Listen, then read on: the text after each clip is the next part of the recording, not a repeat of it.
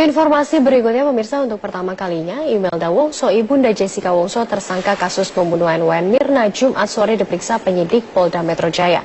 Imelda menjalani pemeriksaan selama 3 jam secara bersamaan dengan Jessica di ruang yang terpisah. Dalam pemeriksaan ini, Imelda datang dengan didampingi kuasa hukumnya, Hidayat Bustam. Pemeriksaan berlangsung di gedung Direktorat Kriminal Umum Polda Metro Jaya. Ini adalah kali pertama penyidik memanggil orang tua dari tersangka Jessica. Pemeriksaan untuk melengkapi berkas perkara pidana pembunuhan yang dituduhkan kepada Jessica. Baik Imelda maupun kuasa hukumnya menolak berkomentar mengenai materi pemeriksaan oleh penyidik. Namun secara umum pemeriksaan berkaitan dengan hubungan antara Jessica dan ibu kandungnya tersebut. Penyidik juga menelusuri sejauh mana hubungan antara keluarga Jessica dengan Mirna, termasuk apakah orang tua Jessica mengenal Mirna. Oke, ini ibu nih nggak bisa ini nih ya, nggak jalan. Apalagi ketemu. Tadi diperiksanya sama Jessica atau terpisah? Terpisah dong, terpisah. Biasa pertanyaannya, kenal nggak si ibu ini dengan Jessica? Ya kenal, karena itu ibu dan anak gitu loh. Oh, dan Mirna sudah biasa begitu, biasa pemeriksaan biasa. Kalau Mirna dan sebagainya nggak ditanyain tepat. Jangan pertanyaan biasa saja. Beralih ke informasi Koalisi Merah Putih kini berada di ujung tanduk. Partai-partai yang sebelumnya satu barisan di bawah bendera oposisi berubah haluan dan memilih mendukung pemerintahan Jokowi JK. Belum genap 2 tahun setelah dideklarasikan pada Juli 2014 lalu, 5 partai yang mengambil posisi sebagai oposan pemerintah dan tergabung dalam Koalisi Merah Putih bubar di tengah jalan.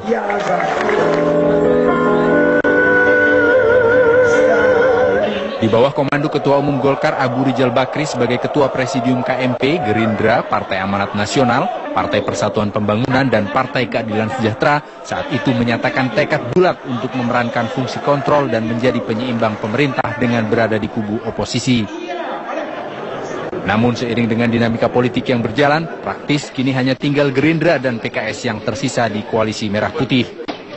Posisi Gerindra di DPR RI dan dalam pemerintahan sekarang ini bahwa kita akan tetap menjadi kekuatan penyeimbang, check and balance, dan kita akan menjadi kekuatan oposisi di gedung ini sebagai bagian dari amanat demokrasi.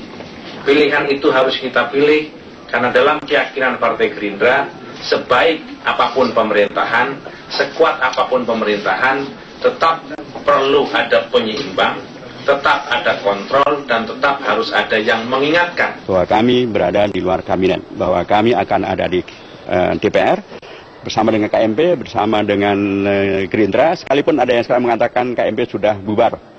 Kami menegaskan bahwa belum ada deklarasi KMP bubar, masih ada PKS di sana, masih ada Gerindra di sana. 3 partai lainnya memilih merubah haluan dengan bergabung mendukung pemerintah. Diawali oleh Partai Amanat Nasional, diikuti oleh P3, dan selanjutnya Golkar yang memang dalam perjalanannya tidak pernah menjadi partai oposan memilih mendukung pemerintahan. Konsisten berada dalam kelompok oposisi dalam realitas politik memang tidak mudah, terlebih di tengah kepentingan atas kekuasaan. Nah, ini dengan maksudnya Golkar, Anda tahu, Golkar itu kan manuvernya itu kan boleh dikatakan tadi saya bilang bisa cukup canggih dan cukup lincah, ya. Dia tidak akan misalnya mengatakan atau mendesak pemerintah untuk melakukan A atau B, ya, atau misalnya memecat menteri dan sebagainya, ya. Tapi kan dia akan jauh lebih canggih lah di dalam berpolitik itu, dan ini menjadi satu apa ya, gangguan juga. Di sisi lain, koalisi banyak partai atau koalisi gemuk tidak selalu menguntungkan pemerintah. Banyaknya kepentingan yang ada juga berpotensi mengganggu jalannya pemerintahan. Belum lagi akan sulitnya mencari alternatif kebijakan dari sudut pandang berbeda dan fungsi penyeimbang yang hanya dapat efektif diperankan oleh kelompok oposisi. Tim Liputan, Metro TV. Sementara itu, politisi senior Partai Keadilan Sejahtera Hidayat Nur Wahid membantah bahwa Koalisi Merah Putih atau KMP sudah bubar. Hidayat juga menegaskan partainya tetap akan menjadi oposisi dan berada di luar pemerintah. Ini satu hal yang... Hidayat Nur Wahid menegaskan sejauh ini belum ada deklarasi atau pernyataan resmi dari Prabowo Subianto selaku Ketua Koalisi Merah Putih yang menyatakan Koalisi Merah Putih bubar di tengah jalan. Hidayat menjelaskan bahwa pernyataan dari Ahmad Muzadi Kamis lalu bukanlah pernyataan resmi KMP. Sikap PKS masih sama sejak awal pemerintahan Jokowi JK, yaitu di luar pemerintahan. Lebih lanjut, Hidayat mengatakan sesuai arahan Presiden PKS Sohibul Imam juga jelas saat pertemuan dengan Presiden Jokowi bahwa PKS tidak mengincar kursi menteri. Hidayat juga menegaskan langkah yang Golkar maupun PAN yang berbalik arah mendukung pemerintah tetap dihormati. Meski demikian, PKS akan tetap bersama Gerindra menjadi partai oposisi. Belum ada pernyataan dari Pak Prabowo bahwa KMP bubar, dan belum ada pernyataan dari Ketua Presidiumnya adalah Pak Abu Rizal Bakri. Pak Abu Rizal Bakri sekalipun menyatakan bahwa Golkar mendukung pemerintah, tapi belum pernah mengatakan bahwa KMP bubar. Jadi karenanya sebagai sebuah komunitas yang mempunyai sejarah yang konkret semacam itu, kalaupun bubar ya nanti akan bubar secara terbuka, nggak kemudian diam-diam bubar gitu. Pastilah akan ada mekanisme untuk menyatakan bagaimana KMP ke depan bubar atau tidak. Atau KMP masih akan tetap eksis. Namun Sufmi berseloroh keberadaan KMP kini hanyalah sebagai kenangan masa Pilpres.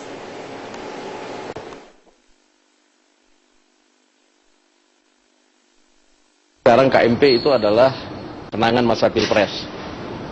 Kenangan masa Pilpres itu akan tetap selalu ada sehingga KMP itu selalu ada. Jadi dipastikan walaupun hanya Gerindra dan PKS, KMP tetap ada. Ya kan saya tadi bilang, KMP itu kenangan masa Pilpres. Jadi yang di luar pemerintahan mau Gerindra sendiri, nggak ada masalah. Menyatakan diri sebagai koalisi permanen, nasib koalisi merah putih atau KMP kini di ujung tanduk dan terancam bubar. Satu persatu partai-partai pendukung koalisi ini memilih mendukung pemerintahan. Setelah ditinggal PAN, P3 dan Golkar, praktis hanya dua partai, ini Gerindra dan PKS yang tersisa di koalisi oposisi ini. Belum genap 2 tahun setelah dideklarasikan pada Juli 2014 lalu, 5 partai yang mengambil posisi sebagai oposan pemerintah dan tergabung dalam koalisi merah putih bubar di tengah jalan.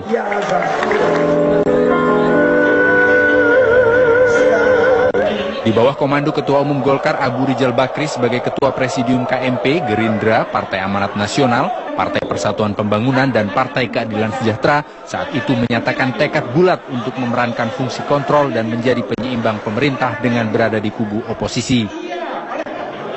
Namun seiring dengan dinamika politik yang berjalan, praktis kini hanya tinggal Gerindra dan PKS yang tersisa di koalisi merah putih.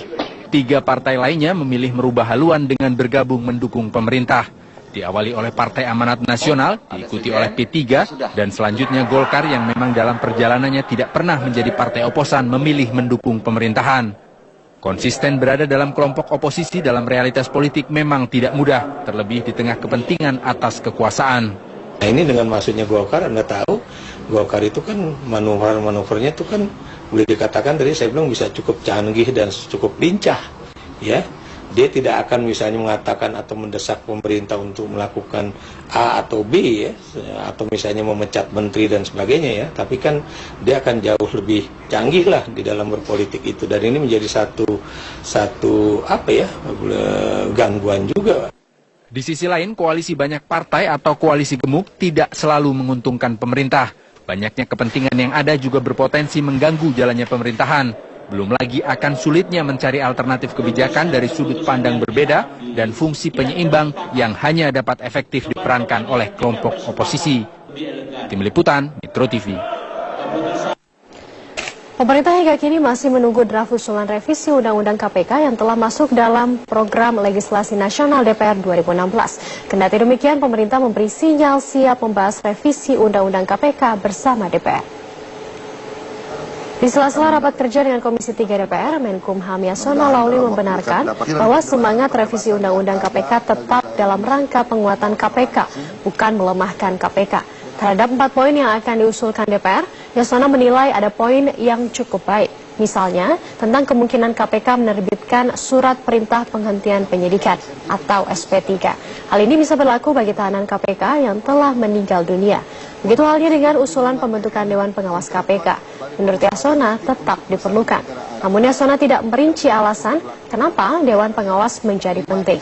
Sejauh ini KPK masih belum menerima sepenuhnya usulan draft yang diusulkan DPR terhadap revisi Undang-Undang KPK. Karena poin yang diajukan justru memperlemah KPK. Namun, pemerintah dan DPR sepakat bahwa revisi Undang-Undang KPK tetap diperlukan, asalkan semangatnya bukan melemahkan KPK. Ya aku nggak tahu. Tapi kan ini kan sejauh sebelum ini kan sudah ada usul DPR, makanya kita tunggu gitu. SP3 kalau demi hukum misalnya orangnya sudah nggak bisa lagi di model seperti Pak Harto pernah ya. Jadi kan itu tidak bisa lagi disidangkan. Masa dia sampai mati tersangka gitu ya. Penuhi panggilan pemeriksaan oleh Kejaksaan Agung terkait dengan dugaan pemufakatan jahat Papa Minta Saham. Kita akan bergabung dengan Eva Wondo yang saat ini berada di Gedung Kejaksaan Agung Jakarta Selatan. Eva, apakah Setia Novanto sudah hadir di Gedung Kejaksaan Agung? Ya, Sumi, berdasarkan informasi yang kami himpun, memang mantan Ketua DPR RI Setia Novanto ini telah hadir di Kejaksaan Agung. Berdasarkan informasi yang kami himpun, Setia Novanto hadir pukul 8 pagi tadi. Namun, kami belum mendapatkan informasi secara resmi dari pihak Kejaksaan Agung. Namun, berdasarkan informasi dari Jaksa Agung Muda, Tindak Pidana Khusus Armin Syah mengatakan bahwa semalam memang pihak Setia Novanto telah mengkonfirmasi bahwa akan hadir pada hari ini di pemanggilan yang ketiga kalinya. Sebelumnya Setia Novanto telah 2 kali mangkir dari pemanggilan Jaksa Kejaksaan Agung terkait dengan kasus Papa Minta Saham. Sebelumnya Setia Novanto mangkir pada tanggal 20 Januari dan 27 Januari 2016. Dan hari ini rencananya pihak dari Jampitsus Kejaksaan Agung akan memanggil Setia Novanto untuk dimintai keterangan terkait dengan kasus Papa Minta Saham. Dan memang sebelumnya Setia Novanto juga meminta waktu 2 minggu untuk datang ke Kejaksaan Agung. Dan memang tadi Armin Syah juga mengatakan mengapresiasi jika memang Setia Novanto ini datang di pemanggilan ketiga kalinya, karena sebelumnya di 2 kali pemanggilan sebelumnya pada 20 Januari dan 27 Januari 2016 Setia Novanto tidak hadir tanpa keterangan resmi atau dapat dikatakan mangkir dari pemanggilan Jaksaan Agung. Dan Setia Novanto ini datang untuk diperiksa dan dimintai keterangan dalam kasus Papa Minta Saham. Kasus ini memang bergulir dari adanya rekaman percakapan suara antara pertemuan antara Setia Novanto dengan pengusaha minyak Riza Khalid dan juga bos PT Freeport Indonesia saat itu, yaitu Ma'ruf Samsudin. Dan percakapan tersebut atau pertemuan tersebut terjadi pada 8 Juli 2015 dan pertemuan tersebut direkam dalam sebuah rekaman yang direkam oleh Ma'ruf Samsudin. Dan rekaman tersebut atau handphone yang digunakan untuk merekam sudah ada di Kejaksaan Agung, dan saat ini kasus ini masih diselidiki oleh Kejaksaan Agung. Sumi? Eva Wondo untuk informasinya langsung dari Gedung Kejaksaan Agung Jakarta. Bagi Anda